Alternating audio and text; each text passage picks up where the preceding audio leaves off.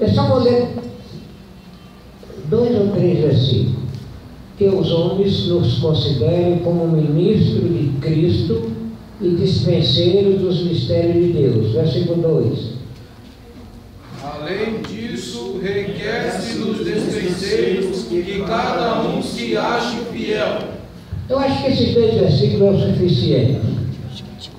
2 versículos é o suficiente. Aqui eu tinha pensado de falar qualquer assunto aqui, por exemplo, sobre fidelidade, sobre ministério, sobre dispenseiro, dispensa. Poderia falar muita coisa.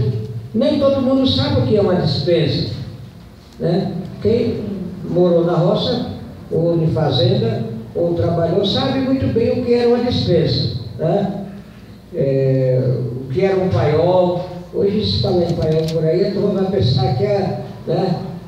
Mas lá nas fazendas existia isso aí. Quando você tinha um paiol, havia um capataz, né? Ou um encarregado, só ele entrava naquele paiol. Qual era a função do paiol? Era guardar mantimento. Né, Geraldo? Geraldo trabalhou lá, na roça, sabe? Então era um quarto e era guardado mantimento. Ali tinha uns vasos grandes de 500 litros, cheio, e só aquela pessoa poderia ir lá e tirar aquele mantimento que era ordenado por o dono daquela fazenda. Na obra de Deus, eu acho que nós, como obreiro do Senhor, somos aquela pessoa encarregada de levar o mantimento para os que precisam. A pessoa tirava o mantimento para alimentar quem estava com fome, trabalhando. Irmãos, nós temos que tirar o alimento para dar para as almas que estão sofrendo. Muito bem. Aí eu pensei comigo, não querem que eu tenha estudo bíblico? Eu tinha vários estudos bíblicos sobre obreiro, mas eu vou ver se eu faço aqui uma coisinha, um arranjozinho, arroz com feijão, para que eu pelo menos dê uns 3 ou 4 versículos, né? Vamos supor, vamos ver no capítulo, São Mateus capítulo 10, versículo 16, Jesus dando aí uma instrução. Capítulo 10, versículo 16. E outra pessoa pode ler do capítulo 20, versículo 26 a 28. Já para adiantar, porque eu tenho outras coisas para tratar e assim eu adianto. Pode ler alguém. 16, São Mateus. Eis que vos envio como ovelhas ao meio de lobos. Portanto, sede prudentes como as serpentes e simples como as pombas. Quem está falando isso? Jesus. Ele diz, olha, eu vou enviar vocês como ovelha no meio de lobo. Será que a ovelha tem possibilidade de se livrar da mão de um lobo? É muito difícil, irmãos. É muito difícil. Porque a ovelha não tem a agilidade que tem o lobo. E quando o Senhor Jesus te chama, Ele te manda para lugares perigosos. Você tem que passar até pela morte, se for o caso, muitas das vezes até por isso. Há casos na vida, irmão, que a gente passa, que não é brincadeira. Hoje, se você mandar um bombeiro para determinado lugar, ele não quer ir se não tiver uma igreja pronta. Não quer ir. Irmão, eu aceitei Jesus em 1963. 1963. Nunca peguei uma igreja grande para dirigir. Nunca. Aí eu chegava na igreja, na sede, era em Santos. Aí igreja muito grande, muito obreiro. Ó, irmão fulano vai para determinado lugar, dirigiu um culto numa casa assim, assim. Aí a gente ia, aquele grupo ia lá. Você convidava os seus irmãos e ia lá. Chega lá, você cantava, você orava, você pregava, você orava por enfermo, fazia apelo sozinho, porque não tinha ninguém para te ajudar. Eu lembro que o primeiro trabalho eu fui para dirigir, era um aniversário de uma criança de 7 anos. E acendeu 6 almas naquele aniversário. Hoje tem lá uma igreja construída, não está acabada. Isso já faz mais de 40 anos já. 30 e tantos anos. Quando eu saí, deixei a igreja já no ponto de bater a laje. E até hoje não foi acabada. Não está acabada. Então, quer dizer, mas a obra ficou implantada. Lá ficou plantada. Então, mas você fica lá até 6 meses. Era um teste, 6 meses. Em 6 meses você tinha que dobrar a quantidade, tinha que ganhar alma, levar alma para o batismo, né? Arrecadação, você tinha que manter. Eles mediam a sua produção, era pelas arrecadações e pelas almas que era salva. Aí eles implantavam ali uma congregação. Mas Jesus disse: eu vos envio como ovelha no meio de lobo. Mas vocês sejam o quê? Prudente. Seja prudente. O lobo está vendo? Vocês até se fingem de lobo também, porque ele vai fugir. Você se finge de lobo. Se você se fingir de ovelha, não tem gente que confunde. Esse dia estava conversando com um determinado irmão, falou: olha, às vezes a gente confunde o pastor Zé Alves, ele é humilde, é isso, aquilo, outro, e às vezes quer até fazer coisas que, pensa que vai fazer coisa que, será que o pastor Zé Alves Então, irmãos, a pessoa se confunde. Você não deve medir o outro pela aparência. Não deve medir o outro pela aparência. Aí um irmão chegou para mim e falou: pastor, como é que você chegou à presidência, a ser presidente da Assembleia de Deus? Como é que você chegou? Eu falei: irmão, eu não cheguei de graça. Eu não cheguei de paraquedas. Eu passei por todos os cargos que tem nas Assembleias de Deus. Não tem um cargo que eu não passasse por ele. Todos eles. E se eu cheguei até aqui, porque algo Deus achou na minha vida. É o pior cargo que tem. Se eu pudesse voltar atrás, eu voltava. Mas agora eu já vou ter que ir até o fim. É o pior cargo. Então você seja prudente. Não fique precipitado naquilo que vai fazer. Não, mas procura. Eu estava vendo me mandaram um WhatsApp. Esse negócio de WhatsApp é uma tristeza, viu? E pior que quem me manda é pessoas que não tem nada a ver com o Evangelho. E às vezes me manda cada coisa boa que não é brincadeira. Aí eu tinha uma árvore grande, e na árvore tinha um macaquinho. E do outro lado, a onça olhou e viu aquele macaquinho e falou: eita, comida fácil. Comida fácil. O que ela fez? Ela subiu, com aquela astúcia dela, devagarzinho. Quando chegou mais ou menos 1 metro, ela pensou em dar o bote, e o macaco olhando para a onça.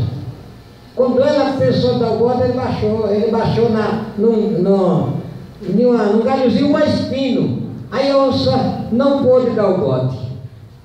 O que ela fez? Ela voltou novamente sutil. E ele ficou lá.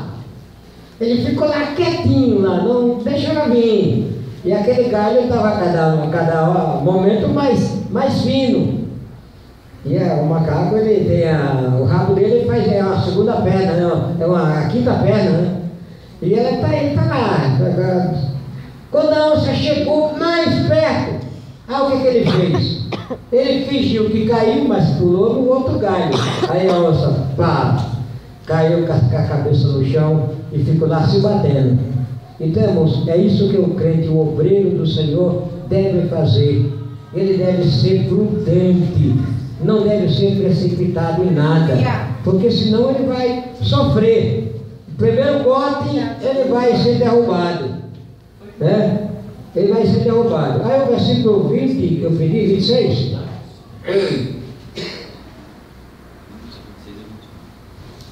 Mateus 20, 25? Acho que é 20, 26.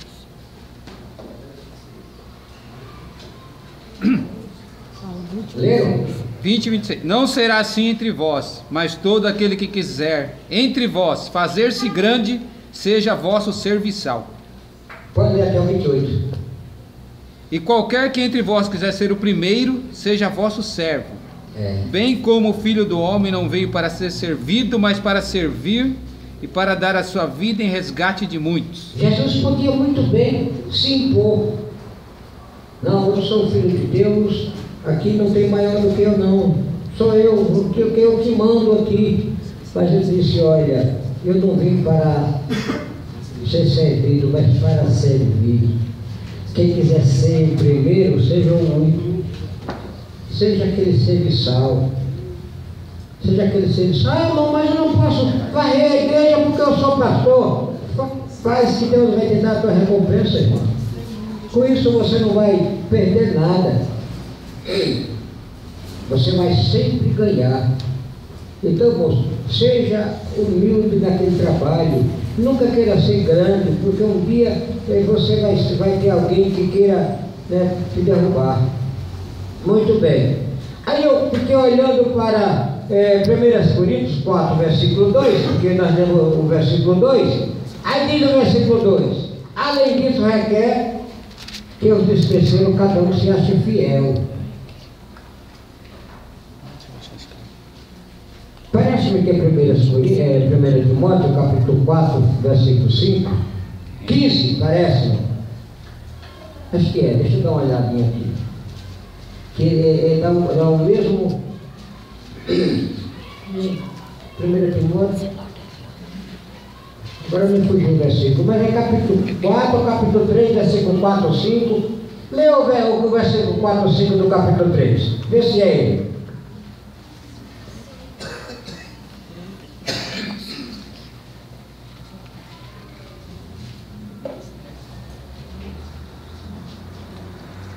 Não é, né?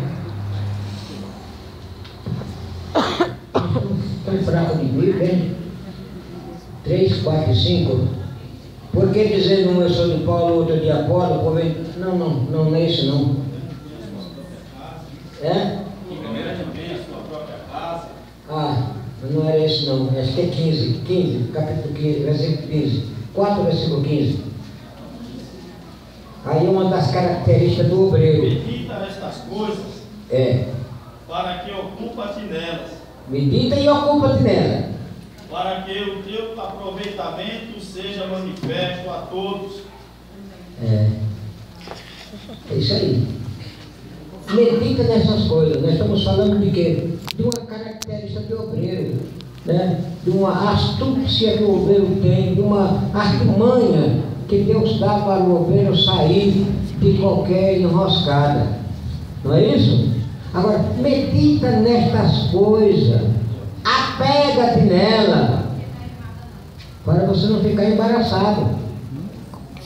Parece-me que é 2 Timóteo que fala, olha, meu Jesus, fugiu. Glória a Deus, aleluia. Glória a Jesus. Vamos ler um outro versículo lá em 1 Tessalonicenses, capítulo 2, versículo 4. Eu estou ficando com a mente cada dia cansada, aí me foge os versículos na mente. 2 Tessalonicenses, 1 Tessalonicenses, capítulo 2, versículo 4. Primeiro. Pelo contrário, visto que fomos aprovados por Deus, a ponto de nos confiar nele o Evangelho, assim falamos, não para que agrademos a homens, e sim a Deus que prova o nosso coração. Visto que fomos Aprovado. Aprovado. Glória a Deus, aleluia. Aí Paulo falou, olha, falou a Timóteo, o obreiro deve ser aprovado. Provado e aprovado. Como ele pode ser aprovado? Ele tem que passar por uma série de coisas para ser aprovado. E o versículo, e o capítulo 5, versículo 14, do mesmo livro, 1 Tessalonicenses.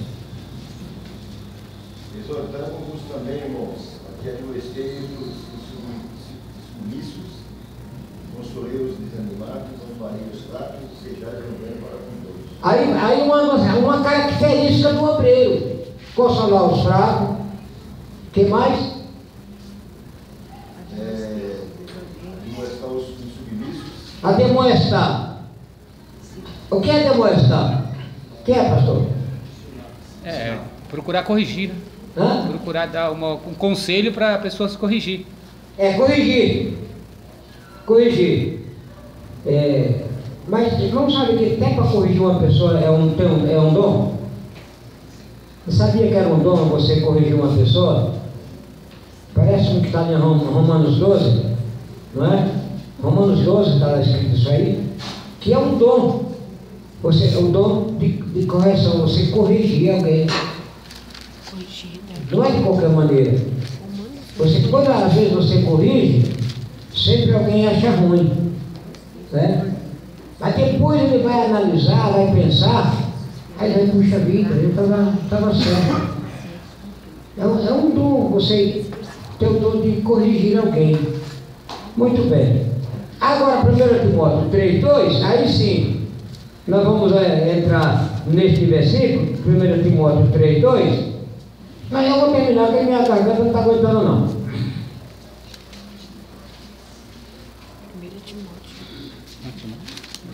1 Timóteo.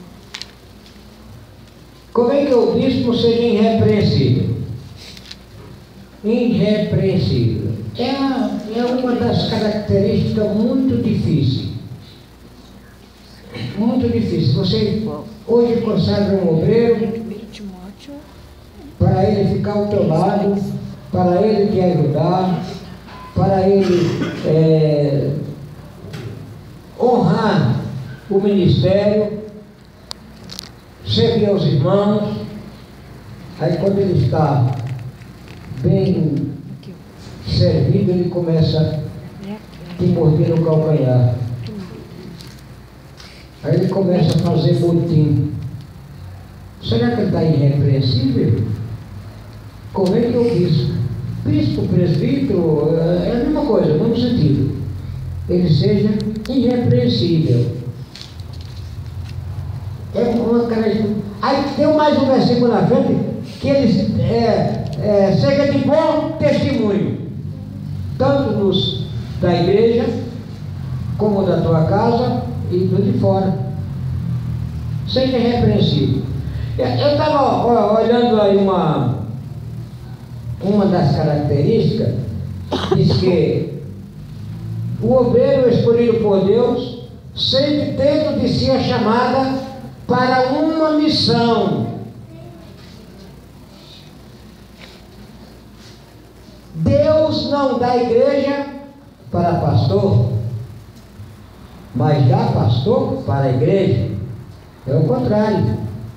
Tem alguém que quer pegar um lugar que não vai ter condições.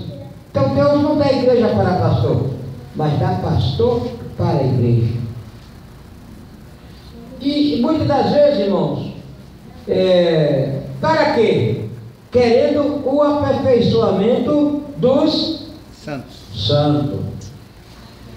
Querendo o aperfeiçoamento do santo, para edificação do corpo de Cristo. O corpo de Cristo é a igreja, irmãos, é os membros da igreja, para a edificação do corpo de Cristo, para que haja unidade na fé, né? Para se chegar ao pleno conhecimento do Filho de Deus, né?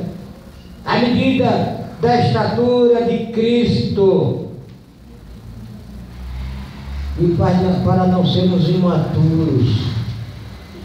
imaturos, neófito. Neófito é uma pessoa que não tem conhecimento. A Bíblia diz que conheçamos e prossigamos em conhecer o Senhor. Não seja neófito. O neófito não sabe o que faz, fala uma coisa porque vê outros falar. Olha, irmãos, eu ouvi isso falar, achei bonito, eu estou falando também. Procura meditar para não ver outros falar. Amados, Deus abençoe. Nós temos muitas coisas a tratar e nós vamos parar nestes assuntos importantes. Muita coisa boa